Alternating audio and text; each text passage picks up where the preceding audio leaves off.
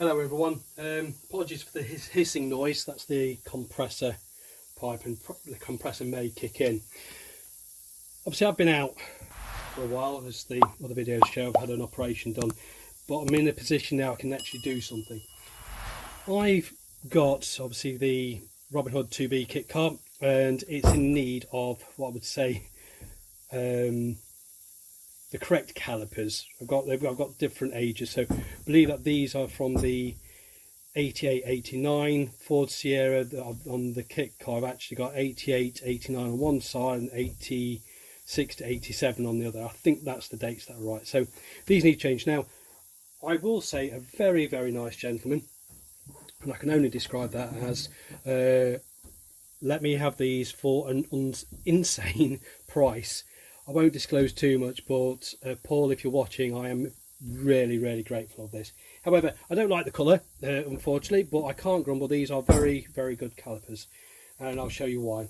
Now, what I want to do, I need to strip this down. So this is kind of a how to do these. Now, these have been taken off beforehand, so these were exactly on how they were posted.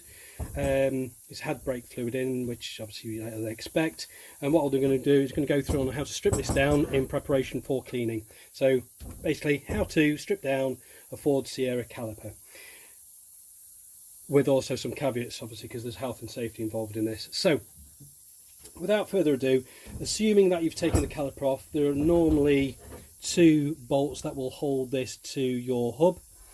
The two bolts, if I remember correctly, are 17mm. If not 17mm, they'll be 19mm, but the one of the two, I'll have to do a bit of research. I should have done this before. So without further ado, what we'll do is, assuming that you've got the caliper off like this, in this state, what we'll do is we'll take a nice screwdriver of choice. Let's take the big bendy Brutus, and to get these out, it's very straightforward. What we'll do is we'll just give this a bit of a hoon, as he says, and that should then just gently twist out. Now these, I believe, have been taken apart before, so they're very straightforward. So these could give you a bit of resistance, but persevere, you will get them out. And if I'm perfectly honest, if you're taking one and stripping it and it's old and rusty, get new ones of these anyway. So that's that out. The next part, the brake pads can fall out like this, but assume that they're not. You can either pull them out like this. So, oops, everything's falling apart. Let's take that out. So you could pull it out just like that, and that'll get that out. Again, these are relatively decent pads. I'll start a big debate. Should I reuse these or should I not? Let me know in the comments. I'll let you know my opinion. So the next part is getting this piston out. Now, there is a way of doing this by using a tool to get this. I'm going to do this with a compressor. Last time I did this, it really hurt. So I'm going to do it the proper way. So what we're going to do is going to apply compressed air to the back of here. What that'll do, we'll push this out. Now, if you've got a perish seal, or this is leaking, you know, this is going to be a bit of a problem. If it's an old caliper and you're redoing this, it's going to be a get. These calipers have had new pistons and new seals. I already know this because of what I found out. So what we want to do is wedge something in to protect. Do not, for whatever reason, get your fingers in between there. I found out the hard way, and again, it really hurts. So what we do, get a tool like this and pulling your shed apart. So then what we want to do is, I put my hand on the back here, and I don't know whether you can see this with the shadow. Well, there we go. That's it, it's done. Just a little tap like that, and I should be, everything's gone well. There we go. That's it, we're done and we're out. I'll give that a clean up. Again, that's a new piston. I can't say anything more than that. It's a new piston. Then you can do it a couple of ways. You can just pull off the old one. There's brake fluid in there. I'm not bothered about that. That's just because it's a unit that's had brake fluid in. You can see it's already drained out. I'm not bothered. But if we look inside, I don't know whether you can see that, but I'll take it apart a little bit more. But that's a clean inside. I'm going to drag these through this way. Take that out like that.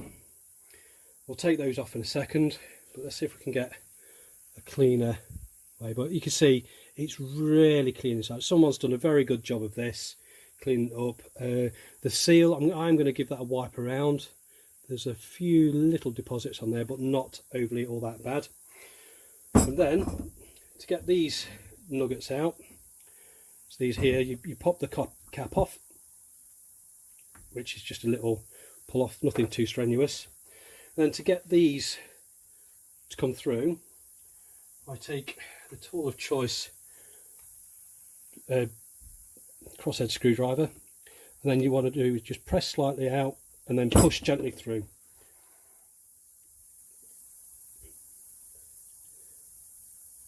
And there you go, do the same. So that's that out. Now I've got to do these. Let's use a clamp.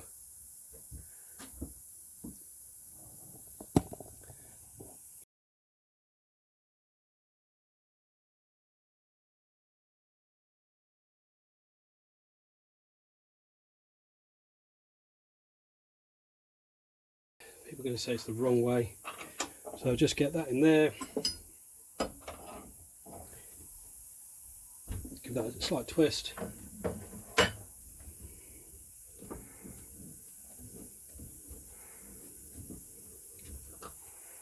That's that now.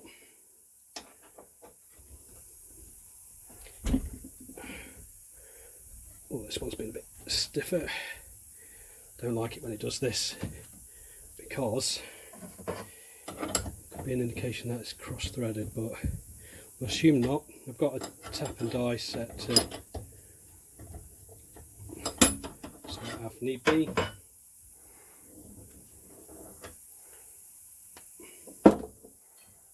There we go. So there we have now the carrier, the piston housing, the piston outer seal, 2 rubber carrier bolts and the bolts themselves, the caps and the anti-rattle, anti-squeal. So now the task is to get these cleaned up. Now people will go OTT absolutely mental about protecting everything. Now if you're, as long as you're not going inside here and chucking sand in and stuff, just crack on with it. In my opinion, the best thing is to do then is, once you've done that, is give it a really good clean out, and then what I'll do is I'll show you on to how to reassemble. Right, without further ado, let's get cleaning.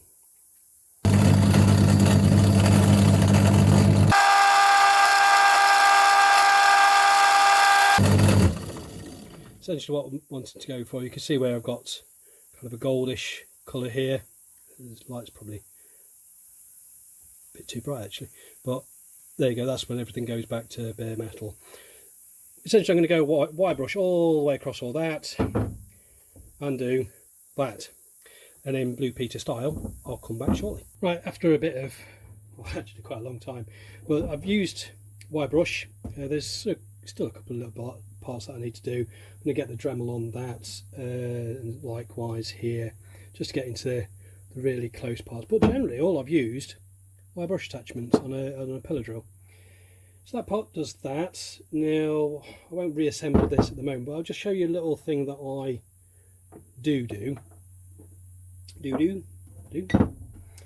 is with these. I do find with an old cloth, whether anyone wants to do this or not, I don't really give 2 hoots, but they look okay, they are manageable. These again, this is already a unit. Just get a bit of WD-40, just give that a bit of a spray over. All I want to do is just give that a little twist around. To me, they're going to get dirtied up anyway, they're going to be out to the elements, etc, etc. But if you're wanting to have a bit of a stuff, I think you can put probably a silicone spray on, but you can see quite easily nice little difference. I think it's quite cool, but again, it's entirely up to yourselves if you want to do that. So what we'll do is, this will be the end of part 1. That's what I'll do, is this one I'm talking. If you want to subscribe to part 2, obviously we'll go through not only rebuilding, there's not actually all that much to do. I mean, they're very, very straightforward. I do like the Ford Sierra calipers. They're probably one of the easiest ones to do. The other one I do like is the old Peugeot 106. That was a nice little caliper to play around with. But there we go. So we'll just give that a wipe up. But yeah, I'll put them together. These are going to be painted black because the kit car is kind of a blacky silver, black bonnet and aluminium for its sides. Yeah, so if you like, by all means comment on this. I mean, everyone's got their own methods of doing things. This is the way I like to do these. It's time consuming, but if you want to be out in the man cave, the woman cave, then by all means you can do that. Again, with this, you can turn this rubber seal inside and out. You can see here it's got no perishing.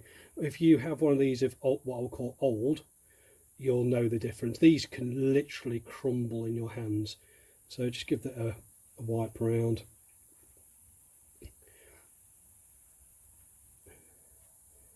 Put it the right way around. Ooh. Is that a tear, or is that just the way that it's... Ooh, decisions. I'm going to put that back on. It's just a dust shield really. The way that it's going to sit, it's going to be on the inside of here anyway. So I'm not overly concerned. So any dust particles are going to be very, very hard push to get by anywhere on that. So there we go, folks. By all means, comment on this. It's entirely up to yourselves, but there we go. Some nice clean calipers ready for painting. Thank you very much. Bye.